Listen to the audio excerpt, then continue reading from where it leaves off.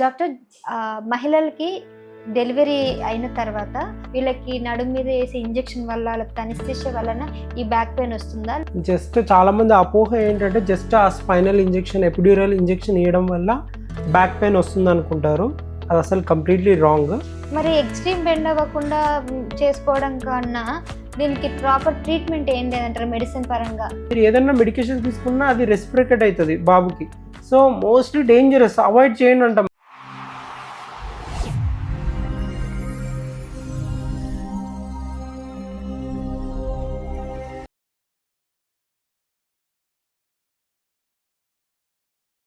నమస్కారం, మీరు చూస్తున్నారు వాయిస్ ఫర్ ద సొసైటీ. నేను సహస్ర. సాధారణంగా మహిళలు ప్రెగ్నెన్సీలో ఉన్నప్పుడు చాలా హెల్త్ కండిషన్ అనేది వర్స్ట్గా మారే సందర్భాలు ఉంటాయి. ముఖ్యంగా రక్తహీనత, అనీమియా అనేది సర్వసాధారణం. అయితే ఈ టైంలో ఎంత చాలా కంట్రోల్ చేసుకుని మెడిసిన్ అన్నీ తీసుకున్నా డెలివరీ తర్వాత ఇంకాస్త ఎక్కువ అవుతుంటాయి. అంటే బిఫోర్ డెలివరీ, ఆఫ్టర్ డెలివరీ అన్నట్టుగా వాళ్ళ పరిస్థితి మారిపోతుంది. మరి ఎవరికైతే మహిళలు డెలివరీ తర్వాత బ్యాక్ బోన్ బాగా ఉన్నవాళ్ళు, బ్యాక్ పెయిన్ ఎక్కువగా ఉన్నవాళ్ళు తీసుకోవాల్సిన జాగ్రత్తలు ఏంటి, లేదంటే వాళ్ళకి ఎందుకు ఇటువంటి సమస్యలు వస్తున్నాయి, ఇవన్నీ ఈ కారణాలన్నీ కూడా ఈరోజు మనం పూర్తిగా తెలుసుకుందాం. మరి ఈ విషయాలన్నీ కూడా తెలియజేయడానికి ప్రస్తుతం మనతో పాటు ఉన్న doctor Pavan Kumar, MPT orthopaedic physiotherapy, founder of Pavan health care. నమస్తే డాక్టర్. నమస్కారం. డాక్టర్, మహిళలకి డెలివరీ అయిన తర్వాత బాగా బ్యాక్ పెయిన్ అనేది కామన్ అనమాట. అందరు మీకు కలిసే ఉంటారు, చెప్పే ఉంటారు పేషెంట్స్ అంతా. అయితే దీనికి రీజన్ చాలా మంది, అంటే నేను మా పెద్దవాళ్ళు ఎవరైనా అడిగితే ఆ టైంలో ఇంజెక్షన్ నడుము వంగబెట్టుకొని ఇంజెక్షన్ అంటే లైక్ సర్జరీ చేస్తే అనెస్థీషియా వేస్తారు కదా, మరి ఆ టైంలో వీళ్ళకి నడుము మీద వేసే ఇంజెక్షన్ వల్ల లేకపోతే అనెస్థీషియా వలన ఈ బ్యాక్ పెయిన్ వస్తుందా, లేదంటే ఇంకేతర కారణాలు ఏమైనా ఉన్నాయంటారా? జస్ట్ చాలా మంది అపోహ ఏంటంటే జస్ట్ ఆ స్పైనల్ ఇంజెక్షన్ ఎపిడ్యూరల్ ఇంజెక్షన్ ఇవ్వడం వల్ల బ్యాక్ పెయిన్ వస్తుంది అనుకుంటారు. అది అసలు కంప్లీట్లీ రాంగ్. సో ఒకదాని నుంచి రాదనమాట. జస్ట్ ఆ ఇంజెక్షన్ ఇచ్చడం వల్ల పక్కనున్న నరాలు కానీ మజిల్స్ కానీ కొద్ది టైం మాత్రం సోర్నెస్ కానీ అవి ఉంటాయి. బట్ మ్యాక్సిమం అయిన వరకు అదే హీల్ అయిపోతుంది, టైట్నెస్ ఫామ్ అయినా కూడా.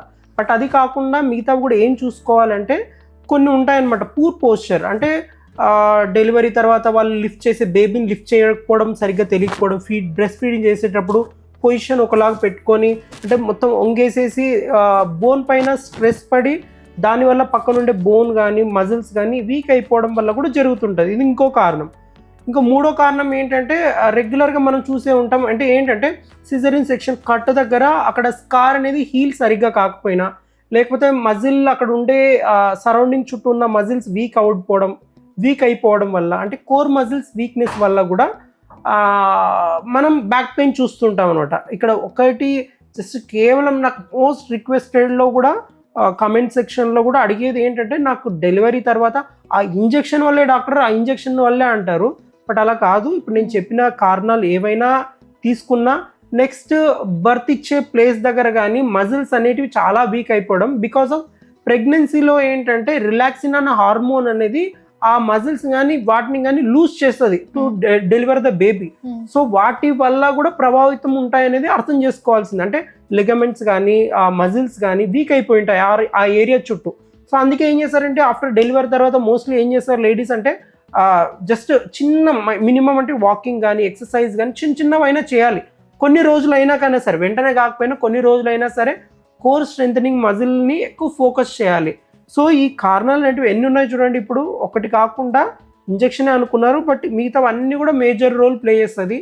సో వీటిని ఎలా అరికట్టాలి, బ్యాక్ పెయిన్ ని వెంటనే ఎలా తగ్గించుకోవాలి అనేది ఫస్ట్ క్వశ్చన్ ఉంటుంది. మీరు ఇందాక అన్నట్టు ఆ ఇంజెక్షన్ ఏంటంటే అది injection epidural injection, spinal injection అన్నావు. ఇవి రెండు స్పైనల్ ఇంజెక్షన్, ఇవి వీటి వల్ల అయితే కారణమే కాదు, వీటి వల్లే కారణం కాదనమాట.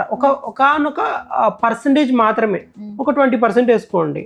మిగతా 20% మజిల్స్ వీక్ అవ్వడం వల్ల వచ్చింది అనుకోండి. ఇంకా 20% డెలివరీ ఇచ్చే ప్లేస్ దగ్గర ఆ మజిల్స్ నర్వ్స్ అనేవి వీక్ అయిపోయి ఆ ఏరియా మొత్తం వీక్ అయిపోయింది అనుకోండి. అంటే చాలా ఉంటాయి. పూర్ పోస్చర్ వల్ల, అంటే డెలివరీ అయిపోయిన వెంటనే బేబీకి ఫీడ్ చేసేటప్పుడు పట్టుకున్న విధానం కానీ కరెక్ట్గా మోస్తున్నారు, మొత్తం బెండ్ అయ్యేసి బ్యాక్ బోన్ని వంచకూడదు అని చెప్తున్నాను అనమాట.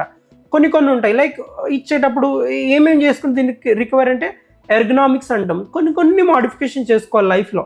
అంటే ఫీడింగ్ ఇచ్చేటప్పుడు బ్యాక్ సైడ్ ఒక పిల్లో పెట్టేసుకోవడము, నెక్స్ట్ క్యారీ చేసేటప్పుడు కరెక్ట్గా క్యారీ చేయడం బేబీని, so without straining on back muscles కానీ స్పైన్ పైన ఎఫెక్ట్ పడకుండా చూసుకోవడము.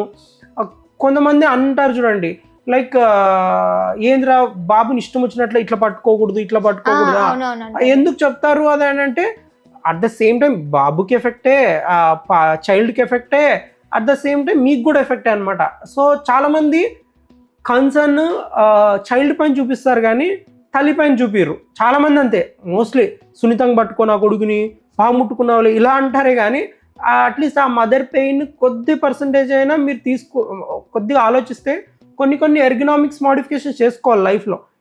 కొద్దిగా ఏంటంటే యోగా ఆర్ స్ట్రెంగ్త్ ట్రైనింగ్ కానీ, లేకపోతే చిన్నగా కీగిల్ ఎక్సర్సైజెస్ అని ఉంటాయి.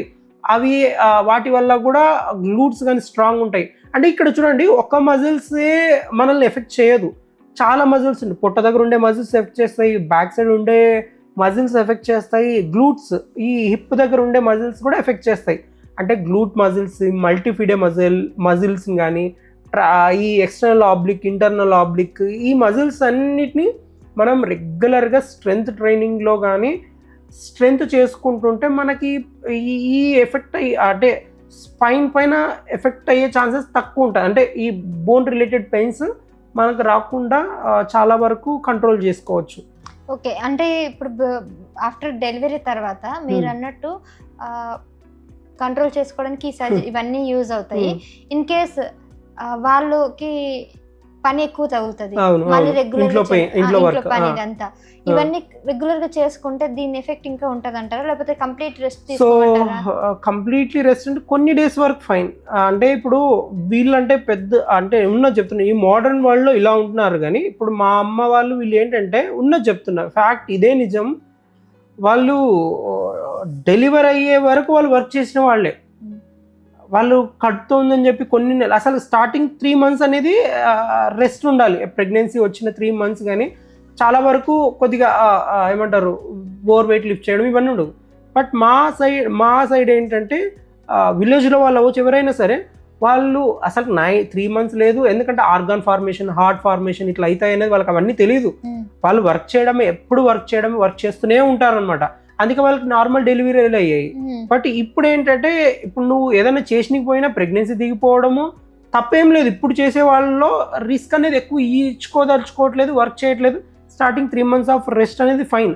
బట్ స్టిల్ కొన్నిసార్లు ఏమైపోతుంది అంటే ఈ ప్రెగ్నెన్సీ తర్వాత చాలామంది అదే డెలివరీ తర్వాత ఏదన్నా కొద్దిగా ఓవర్ స్ట్రెయిన్ మజిల్ అయినా కూడా పెయిన్స్ వస్తుంటాయి. సో అలాంటప్పుడు మీరు ఏం చేయాలంటే ఎల్ఎస్ బెల్ట్ యూజ్ చేయడము, లేదు అంటే వంగకుండా ఎక్కువ బెండ్ చేయకుండా నడుముని పైనే క్లీన్ చేసుకోవడము. సో ఎక్స్ట్రీమ్ బెండ్ అవ్వకుండా ఏదైనా చేసుకున్నా కూడా ఫైన్. మరి ఎక్స్ట్రీమ్ బెండ్ అవ్వకుండా చేసుకోవడం కన్నా దీనికి ప్రాపర్ ట్రీట్మెంట్ ఏం లేదంటారు మెడిసిన్ పరంగా?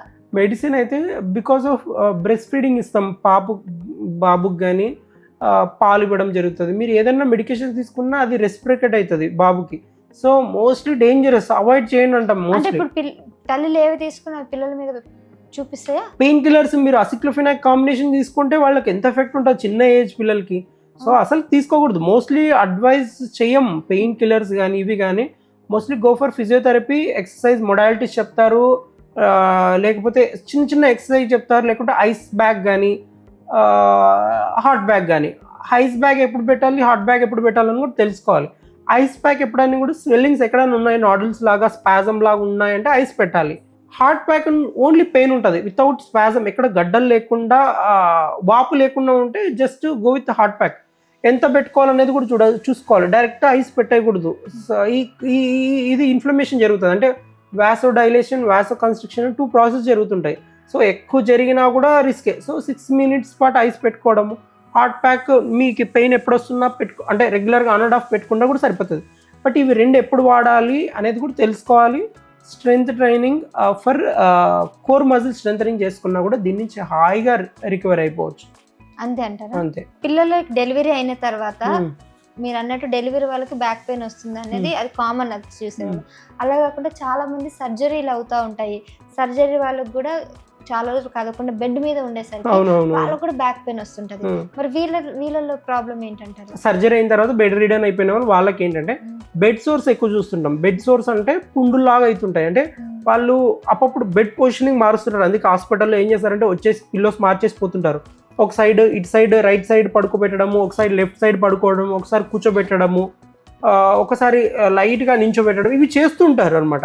చేయకపోతే ఏంటంటే బెడ్ సోర్స్ ఫామ్ అయిపోయి తెలియకుండా నాకు ఈ పెయిన్ వచ్చింది, జాయింట్ పెయిన్స్ వచ్చాయి, నడుము నొప్పి వచ్చింది, మోకాళ్ళ నొప్పులు వచ్చింది, చేతుల నొప్పులు వస్తాయని చెప్తారు. బెడ్ పొజిషనింగ్ చేసుకున్నా కూడా సరిపోతుంది. ఓకేనా, పొజిషనింగ్ చేంజ్ చేసుకోవాలి పిల్లోస్తో.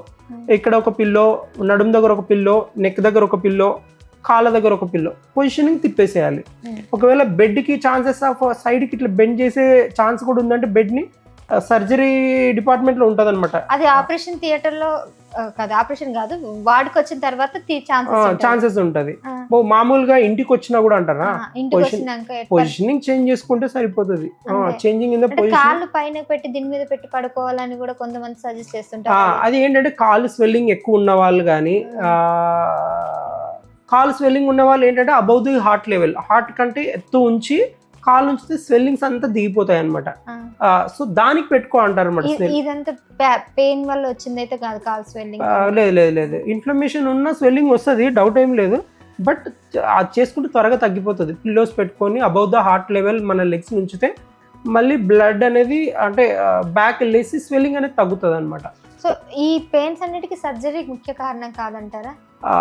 సర్జరీ అనేది దానికంటే సర్జరీ అంటే చెప్పాను కదా, ఇన్ని కండిషన్స్ ఒక్కొక్క రీజన్. 20% సర్జరీ అంటే మిగతా అంతా మన లైఫ్ స్టైల్ అంటే వీక్ అయిపోవడం, ఒక్కొక్కరు ఒక్కొక్క బాడీ లాగా రియాక్ట్ అవుతుంది. మజిల్స్ వీక్నెస్ వల్ల అయితే నేను గట్టిగా చెప్తాను, బిఫోర్ అంటే డెలివరీ కంటే ముందు కూడా ప్రెగ్నెన్సీ ప్లాన్ చేస్తున్నామంటే షీ హాస్ టు ప్రిపేర్, అంటే ముందే ప్రిపేర్ అవ్వాలి. నాకు ఒక అమ్మాయి యూఎస్ నుంచి ఆన్లైన్ కన్సల్టేషన్స్ అప్రోచ్ అయింది. సార్ నా బేబీ ఎఫెక్ట్, నాకుండే రోగాలు కానీ నాకుండే ప్రాబ్లమ్స్ కానీ నా బేబీకి ఎఫెక్ట్ అవ్వద్దు.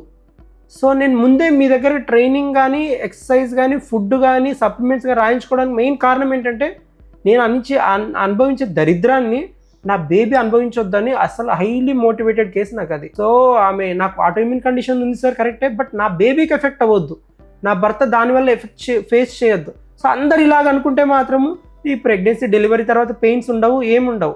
సో ఆవిడ అలా మంచి ఇన్స్పిరేషన్ అనిపించింది నాకు. ఓకే, అందరూ అలా ఆలోచిస్తే నిజానికి అసలు ఈ డిసీజ్ చాలా అనేవి అంటే ఆ తరంకి తగ్గిపోతాయి, నెక్స్ట్ తరానికి కంటిన్యూ అవ్వవు. Right, exactly. సో డాక్టర్ చెప్పినవి మనం పాటించేవి కొన్ని అయితే, స్వతహాగా మనం చేయాల్సినవి ఇంకొన్ని ఉంటాయి. దాన్ని కనుక మీరు పాటించినట్లయితే సో మనం స్టార్టింగ్ నుంచి ఈ డిసీజ్ అనేది మనం కంట్రోల్ చేసుకోవచ్చు, నెక్స్ట్ జనరేషన్ కూడా పాకుండా చేసే ఛాన్సెస్ అయితే ఎక్కువగా ఉంటున్నాయి. సో ఇప్పుడు మనం ముఖ్యంగా మాట్లాడుకుంది ప్రెగ్నెన్సీ ఉమెన్స్కి సంబంధించి ఆ బ్యాక్ పెయిన్ ఎలా తగ్గించాలంటే డాక్టర్ చెప్పినట్టు కొన్ని ప్రికాషన్స్ వాడగాలి. అలాగే మెడికేషన్ కన్నా మన లైఫ్ స్టైల్ మార్చడం వల్ల ఆ బ్యాక్ పెయిన్ తగ్గే ఛాన్సెస్ అయితే ఎక్కువగా ఉన్నట్టు కూడా తెలుస్తుంది. Thank you so much. Thank you.